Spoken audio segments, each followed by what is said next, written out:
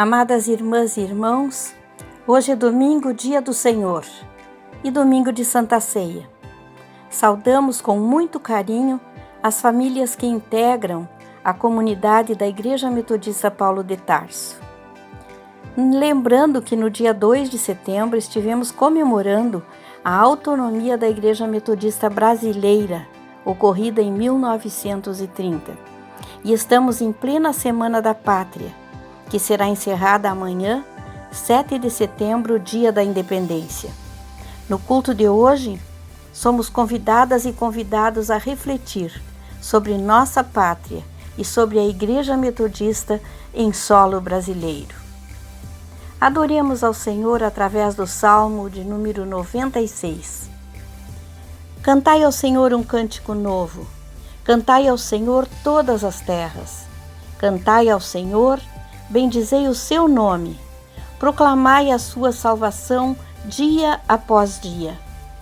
Anunciai entre as nações a sua glória e entre todos os povos as suas maravilhas, porque grande é o Senhor e muito digno de ser louvado. Tributai ao Senhor, ó família dos povos, tributai ao Senhor glória e força. Tributai ao Senhor a glória devida ao seu nome. Trazei oferendas e entrai nos seus átrios. Que Deus abençoe a leitura feita da sua palavra. Vamos estar cantando, acompanhando o cântico do hino de número 489, Oração pela Pátria.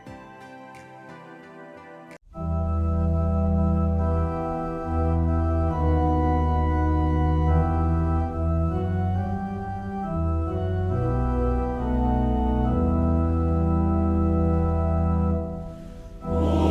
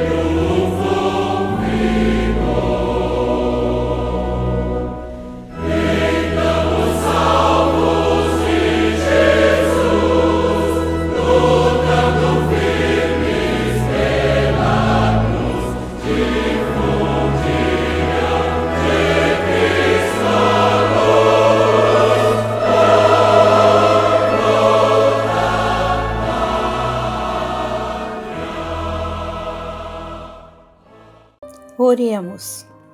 Ó Senhor nosso Deus, nós te bendizemos por tudo que tu és e por todas as tuas obras. O universo fala do poder e da sabedoria das tuas mãos. A nossa vida fala da tua misericórdia, da tua graça, do teu amor. Nós te agradecemos por nos teres chamado para sermos o teu povo. Nós te agradecemos pela tua igreja. Graças te rendemos por todas as tuas obras. Aceita a nossa adoração, que te fazemos em espírito e em verdade. Oramos em nome de Jesus Cristo, o nosso Senhor. Amém.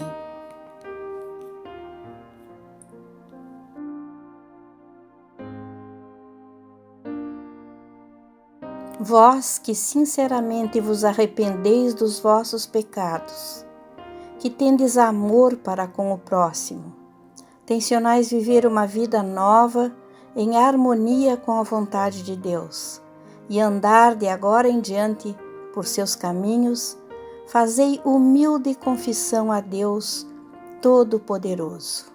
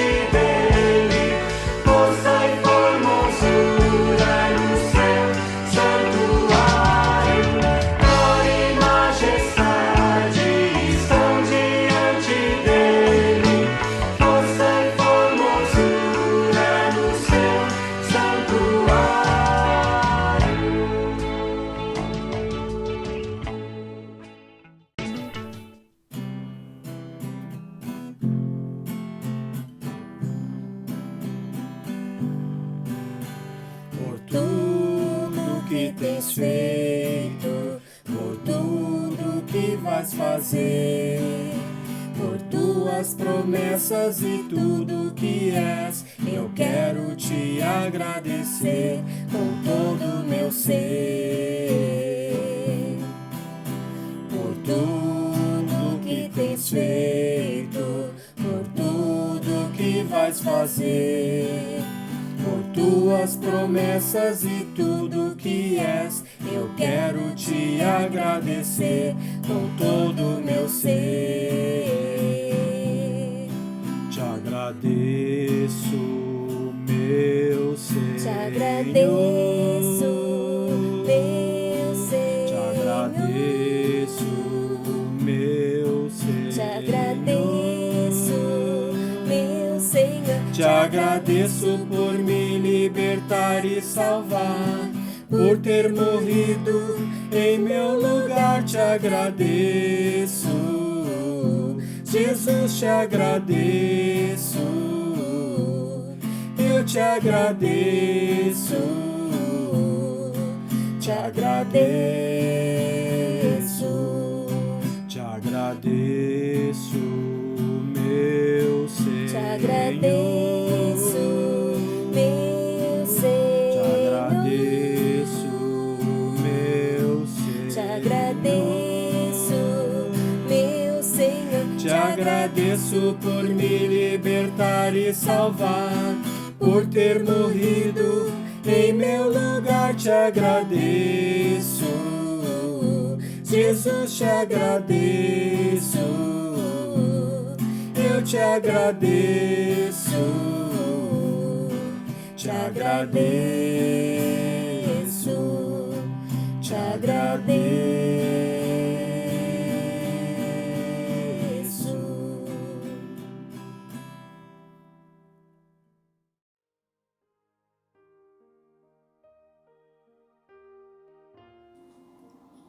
Eu gostaria hoje de contar uma história para vocês. É a história de um agricultor que queria plantar uma vinha, ou uma parreira, como nós costumamos dizer. Pois bem, ele escolheu a melhor terra que possuía, a que era mais apropriada para o cultivo da uva. A terra que ele escolheu ficava nas encostas de um morro onde batia o sol. Ele foi lá e juntou todas as pedras e as amontoou ao redor da vinha, fazendo com elas uma cerca ou muro para evitar que os animais entrassem e destruíssem a parreira. Depois revolveu a terra, cavocou fundo e preparou-a da melhor maneira possível. Por fim, deu um jeito de arrumar as melhores mudas de parreira que conseguiu. Sua intenção era colher uvas da melhor qualidade. Quando tudo estava pronto, ele construiu no meio do parreiral uma pequena fortificação, uma espécie de torre de vigia, e colocou um guarda que cuidasse para que nenhum animal ou alguma pessoa mal intencionada entrasse na sua plantação e a destruísse. Chegou até a construir um lagar, isto é, uma instalação com a qual pretendia, no seu devido tempo, espremer a uva e fazer o vinho. Para encurtar a história, o nosso agricultor fez tudo o que estava ao seu alcance para que a sua vinha realmente desse bons resultados. Poderíamos dizer que era um desses agricultores caprichosos. O que ele queria era ter um modelo de parreira. Essa parreira era para ele a menina dos seus olhos. Pois vejam só o que aconteceu. Quando chegou o tempo da colheita, o agricultor foi ver que a sua vinha não havia produzido uvas boas, e sim uvas más. Umas uvas azedas que antes mesmo de amadurecer já apodreciam. Toda a sua dedicação, todo o seu amor investido havia sido em vão. Ele esperava uma coisa e aconteceu outra bem diferente. Então ele colocou a mão na cabeça e perguntou: o que mais eu poderia ter feito e não fiz? O nosso agricultor chegou até a reunir os demais moradores das redondezas e lhes pediu que julgassem a questão. Pediu que lhe dissessem se o problema era dele ou se o problema era da vinha, se foi ele que falhou ou se foi ela que falhou. Depois de muito pensar, o agricultor tomou a sua decisão, e a sua decisão foi a seguinte: ele foi lá e arrancou a cerca que havia construído ao redor da sua vinha, e assim deixou que os animais entrassem lá e fizessem dela um campo de pasto. Deixou que ela fosse totalmente pisoteada. Não podou mais o seu parreiral. Deixou que o inso tomasse conta e chegou até a pedir que as nuvens dos céus não mandassem mais chuva sobre sua vinha, de sorte que ela virasse um deserto. Irmãs e irmãos, a história que contei trata, pois, de nós mesmos, nós mesmas. Ela é uma história muito real. Eu a tirei da Bíblia e se encontra no livro do profeta Isaías, capítulo 5, versos de 1 a 7.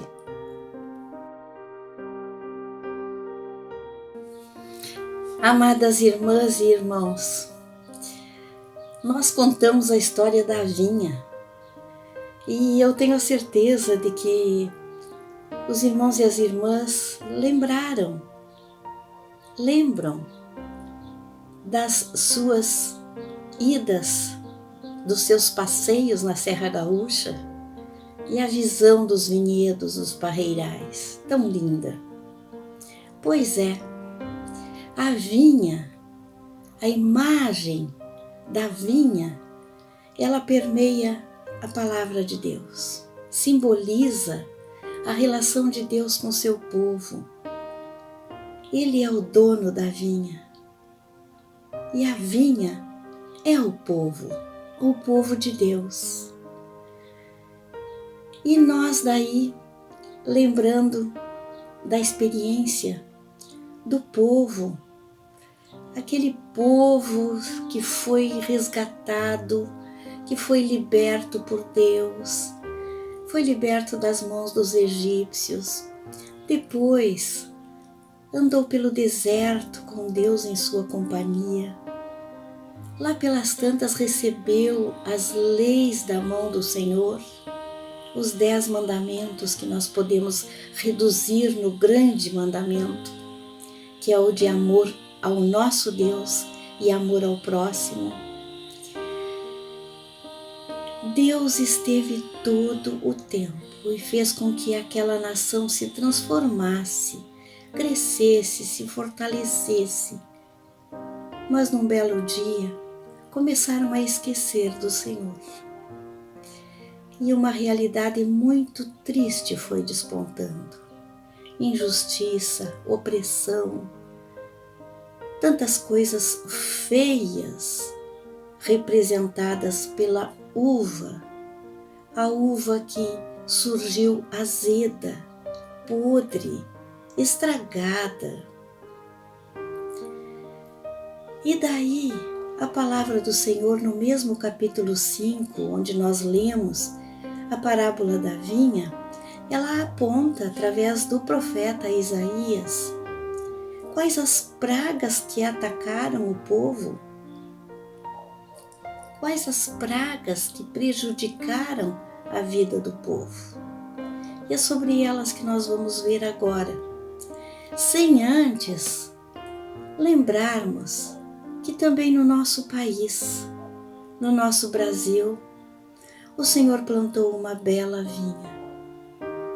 Missionários e missionárias aqui estiveram no passado, trabalhando intensamente para implantar a obra do Senhor. Muitas vezes com o sacrifício de seus familiares, que no processo de adaptação à nossa terra vinham a falecer. Árdua labuta para a implantação das diferentes expressões cristãs na nossa terra.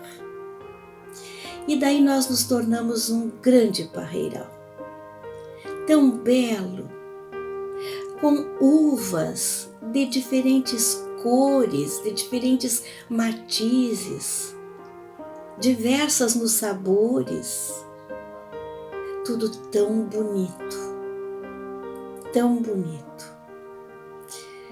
Mas nós temos nos dado conta nos últimos tempos que segmentos deste vinhedo maravilhoso do universo religioso cristão têm estado com as suas uvas azedas. Da mesma forma como aconteceu no passado com o povo de Deus, hoje nós estamos a presenciar com tristeza que o nosso parreiral está comprometido. Quais as pragas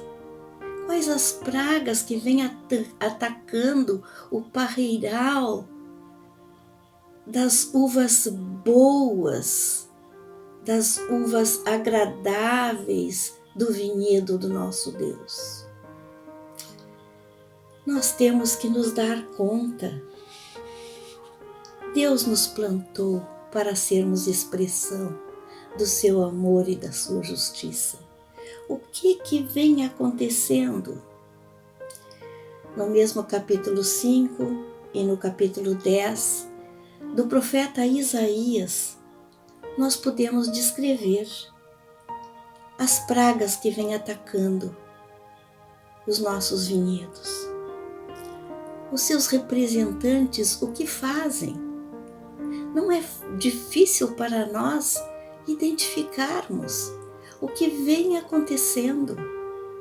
Não é difícil. E a palavra do nosso Deus, ela vem ao nosso encontro e nos socorre e aponta para nós o que está errado. Os representantes das pragas que assolam o vinhedo do nosso Deus, o espaço de proclamação da sua verdade e da sua justiça, do Evangelho de Cristo Jesus. Tais representantes, o que eles estão fazendo? Lá na palavra de Deus está a denúncia. E aqui na nossa experiência, nós podemos fazer a identificação. O que fazem? Primeiro, legislam. Em Isaías 10, 1, 2, a palavra já nos diz, legislam.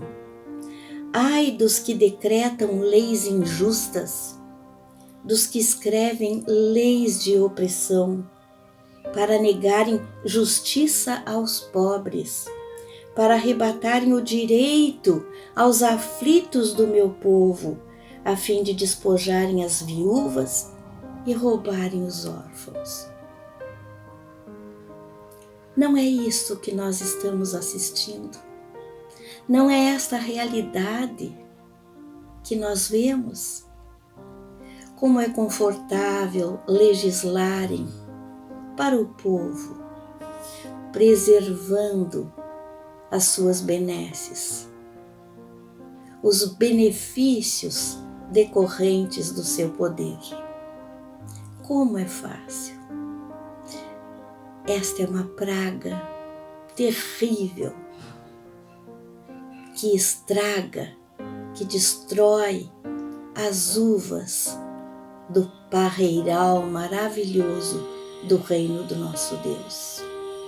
Legislam em causa própria, prejudicando. Daí vêm as leis, as reformas, e nós nem nos damos conta que estão mexendo conosco. E os ais do nosso Deus estão a apontar o seu juízo sobre aqueles e aquelas que assim praticam. Ai de vocês que legislam, que decretam leis injustas. O que mais que fazem? Confundem. O senso moral se perverte e a verdade é falsificada. como é triste nós vermos o povo cristão confuso, abraçando discursos e causas que não têm nada a ver com o seu reino de justiça, de amor, de fraternidade. Como nós estamos a assistir isso? Como nós estamos a assistir? E daí em Isaías também fala: ai dos que ao mal chamam bem. Ai dos que fazem da escuridade luz e da luz escuridade. Põe o amargo por doce e o doce por amargo. Que inversão, que falsificação, que cauterização das consciências, que confusão, meus irmãos e irmãs, nós estamos a assistir. Ficamos perplexos e perplexas quando nos damos conta que alguém tão próximo, tão fiel, tão zeloso, zelosa pela obra do Senhor, faz opções, emite discursos que não têm nada a ver com o nosso Deus. Que ao bem chamam mal e ao mal chamam bem. Confusão total. Confusão total. E praticam a injustiça. E praticam a injustiça. É uma coisa séria o que nós estamos vivendo. O nosso solo está impregnado de falsidade, de maldade. Primeiro legislam, depois discursam confundindo e por último, com toda a largueza da liberdade que lhes é dada, praticam tranquilamente a injustiça. E a palavra do nosso Deus fala: ai dos que ajuntam casa a casa, reúnem campo a campo, até que não haja mais lugar, e ficam como únicos moradores no meio da terra. Ai dos que levantam pela manhã e seguem a bebedice, e continuam até a noite, até que o vinho os esquenta. Liras, harpas, tamborins e flautas e vinho há nos seus banquetes, porém não consideram os feitos do Senhor, nem olham para as obras de suas mãos. É tanta a riqueza, é tamanha a riqueza, que permite festejar, exorbitar, que permite um exagero de mordomias, enquanto o povo sofre, passa fome, não tem casa, não está resguardado com a questão da saúde, a educação é mal administrada, enquanto o povo sofre. Tanto esbanjamento, e nós às vezes tiramos o chapéu com todo o respeito para aqueles que são ricos, abastados, poderosos.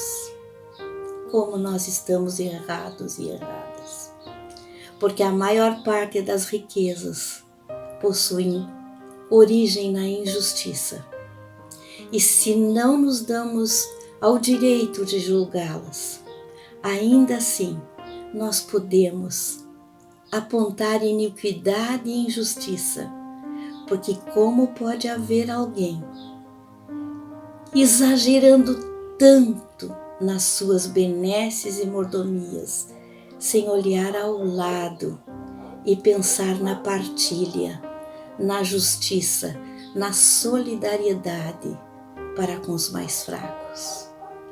É sempre pecado, é sempre injustiça, é sempre maldade.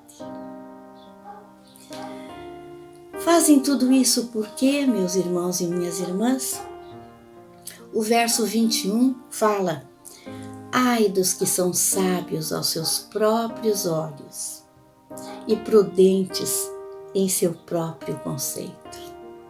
E daí nós nos lembramos de Provérbios 9:10, que diz: o princípio da sabedoria é o temor do Senhor.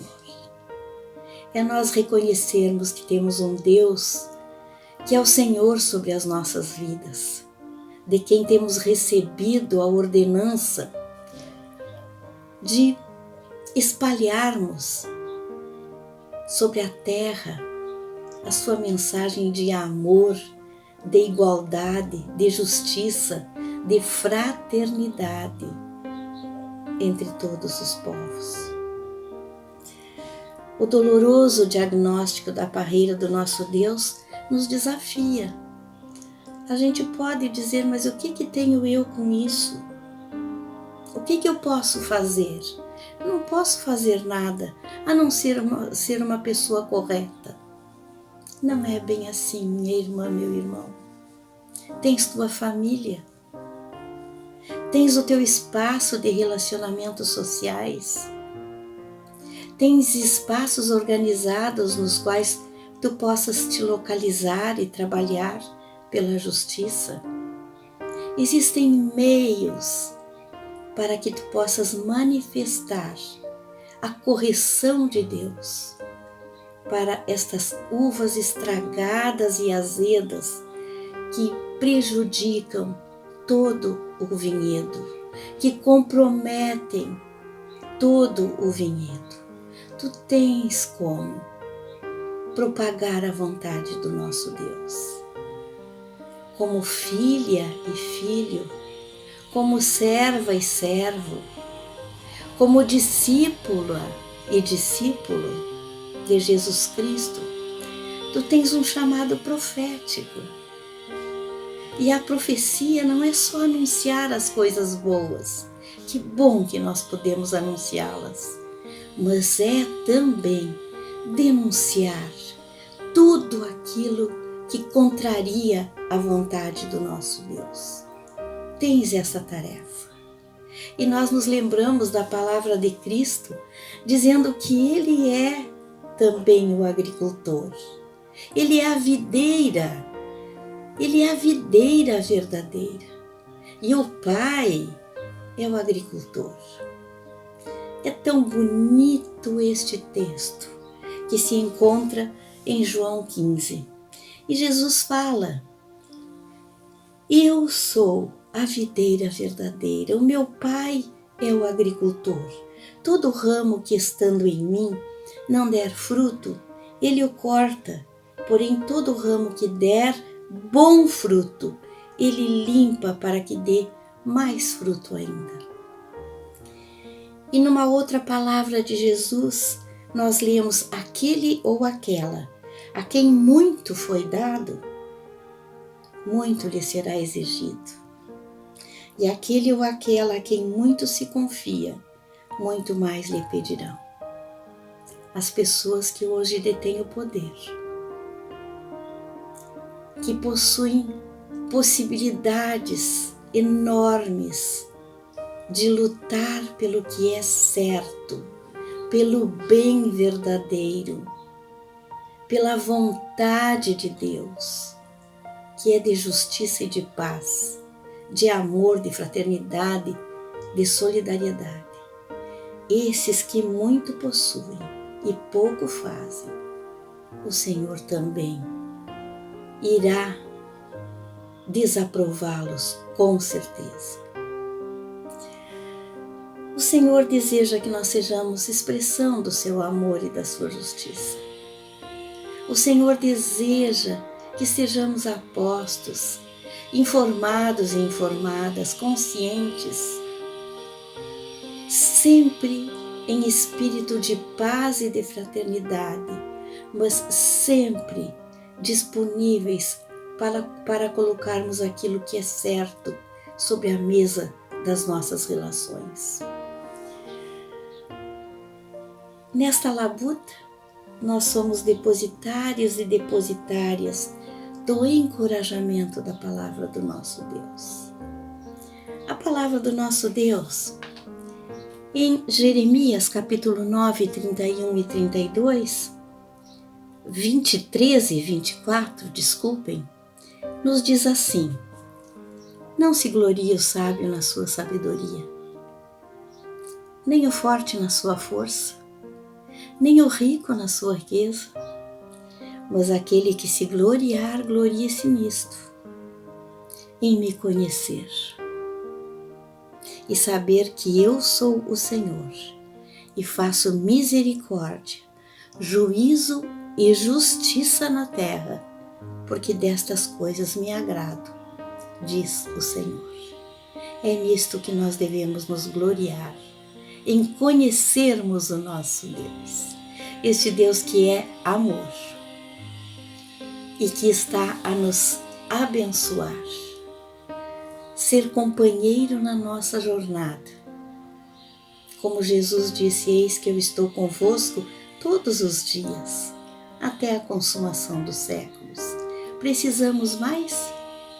Temos o Senhor Jesus ao nosso lado e nós devemos fazer a sua vontade. E aqui uma bênção.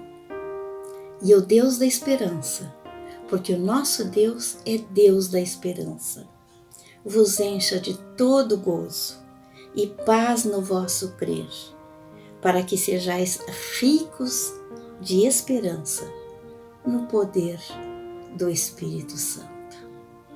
Que Deus nos abençoe ricamente. Amém.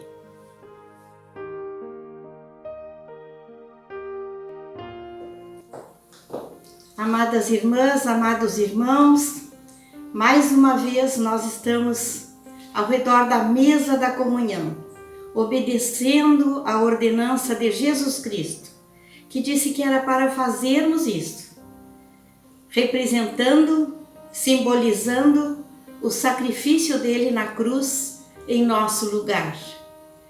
Nós colocamos aqui nos elementos um a mais, representando que estamos como família da fé, reunidos e reunidas neste momento.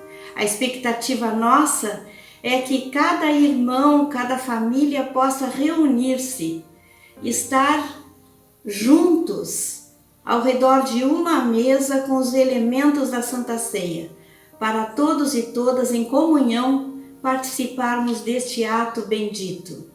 Nós fazemos a oração de consagração. Toda glória seja a Ti, ó Pai onipotente, Pai nosso celestial, obedientes à instituição de Teu amado Filho, nosso Salvador Jesus Cristo, nós realizamos aqui, diante de Tua divina majestade, o memorial que Teu Filho nos mandou celebrar, tendo na lembrança Sua bendita paixão e morte, Sua poderosa ressurreição e ascensão, rendendo-Te graças de todo o coração, pelos inumeráveis benefícios que elas nos agraciam. E humildemente nós Te suplicamos, ó Pai, que nos ouças com Teu Filho Jesus Cristo. Conceda-nos o Espírito Santo e por Tua infinita bondade abençoes os dons de pão e vinho, para que, recebendo-os segundo a instituição de Teu Filho, nós sejamos participantes do Seu abençoado corpo e sangue, para todo sempre. Amém, Senhor. Porque eu recebi do Senhor o que também vos entreguei, que o Senhor Jesus, na noite em que foi traído, tomou o pão e, tendo dado graças, o partiu e disse: isso é meu corpo que é dado por vós, fazei isto em memória de mim. Por semelhante modo, depois de haver ceado, tomou também o cálice, dizendo: este cálice é a nova aliança no meu sangue. Fazei isto todas as vezes que o beberdes, em memória de mim. A mesa está preparada e o Senhor ressurreto e presente conosco é quem nos convida para a sua ceia. Alimentemo-nos, pois, com fé.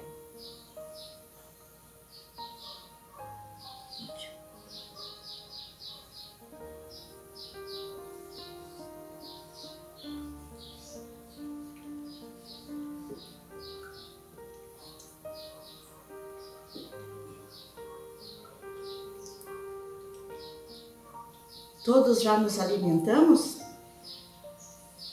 Então vamos orar. Deus, nosso Pai amado, graças te damos, Senhor, por este momento tão abençoado, de nos sentirmos como família da fé, ao redor da mesa de comunhão, tendo a presença do teu Filho Jesus Cristo, Cristo ressurreto, junto conosco. Agradecemos-te, Senhor, por este momento e te pedimos, ó Pai, que a tua bênção poderosa venha sobre as nossas vidas e a vida da tua igreja. Ajuda-nos, Senhor, a fazermos a tua vontade, a obedecermos, Senhor, aquilo que é o teu propósito para as nossas vidas e a vida da tua igreja. Dá-nos coragem, dá-nos despreendimento, dá-nos ousadia, Senhor. Nós representamos os sinais do teu reino, e os sinais do teu reino são justiça, amor, paz, fraternidade. Fica conosco, ó Pai querido, Jesus Cristo, que vive e reina nas nossas vidas. Caminha conosco, Senhor. Nós te pedimos agradecidamente, em nome de Jesus Cristo, nosso amado Senhor e Salvador, que nos ensinou a orar a ti dizendo: Pai nosso que estás nos céus, santificado seja o teu nome. Venha o teu reino, seja feita a tua vontade, assim na terra como nos céus. O pão nosso de cada dia nos dá hoje, e perdoa as nossas dívidas, assim como nós perdoamos aos nossos devedores. Não nos deixes cair em tentação, mas livra-nos do mal, pois teu é o reino, o poder e a glória para sempre. Amém, Senhor. O Senhor te abençoe e te guarde. O Senhor faça resplandecer o seu rosto sobre ti e tenha misericórdia de ti. O Senhor sobre ti levante o seu rosto e te dê a paz. Amém? Amém.